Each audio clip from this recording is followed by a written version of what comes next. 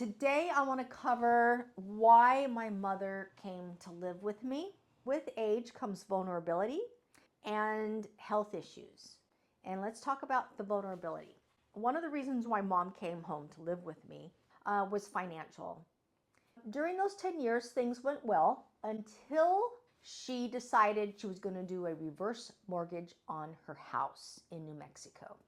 I think that's where kind of everything kind of went haywire. At about 2014, I noticed she started calling me and asking me for a couple $100 just to cover some bills. And I sent it over, didn't think anything of it. But then I started hearing from her best friend telling me that mom was having a difficult time covering her prescription medication because my mom's bank card was getting declined. And that also included when she was shopping for groceries. She didn't understand. She thought the bank was stealing her money. And she said, I don't know, my card just keeps getting declined. I don't know what's going on. So I called Meals on Wheels, had Meals on Wheels deliver dinners to her every single week. And that worked out. You know, she was happy with that. And then I asked her to get her financial situation taken care of. But from what I understand next is her friend then called me again and said, your mom's having creditors call her on the phone. Your mom's having anxiety from these phone calls. And sometimes she's crying because these people are bullying her when they're trying to collect. I was like, collections?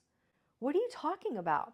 So I visited New Mexico and wanted to talk to mom and see what was going on. I asked her about the credit card. She said that she was using the credit cards because she needed to cover her bills, her food, any essentials, and just her entertainment. Well, finally I had to step in.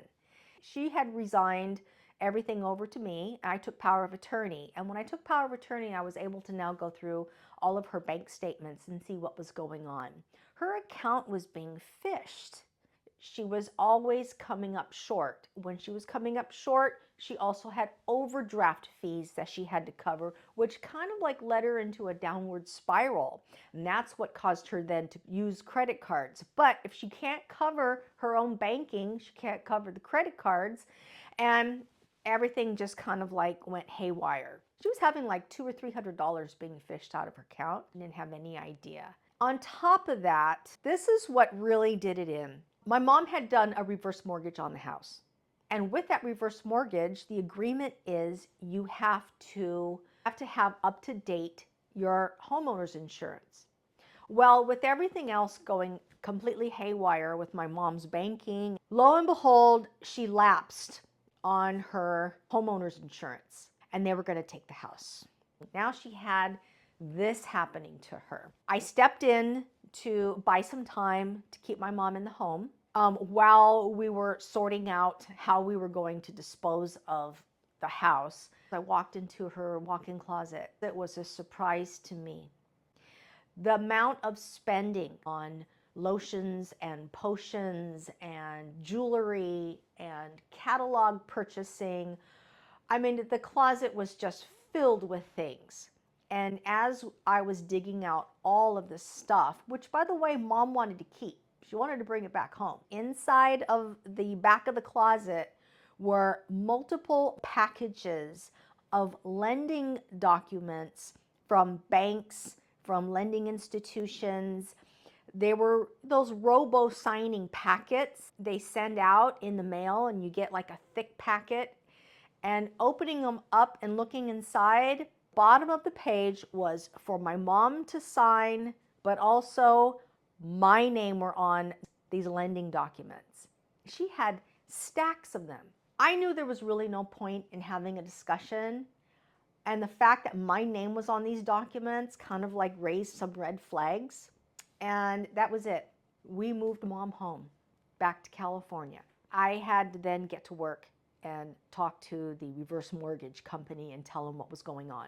With mom no longer in the house, us dealing with the banks, two things are then happening. I'm talking to the bank, and the bank knows that mom's no longer living in the house. They are going to take the home.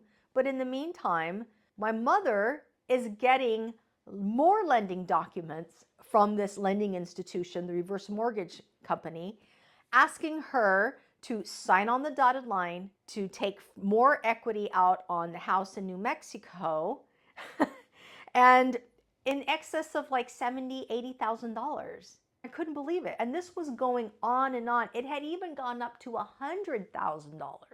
And they're sending it to an address in California. You can't make this stuff up. You can't make it up. You know, at the end of the day, I just want to say what really brought my mother home was a little bit of vulnerability that predator lenders knew to find and to get my mom to sign on the dotted line. I wanted to share this story because I know that I'm not alone on what I went through, and my mom's not at fault for what happened. I've never ever blamed my mother. I didn't get angry. We just needed to handle the situation as best we could. But I know that this is still happening to this day. If you've had a situation with any of these banks and these lenders or a reverse mortgage, leave me a comment. I would love to hear from you. And until then, I look forward to seeing you on the next video. Take care, everybody.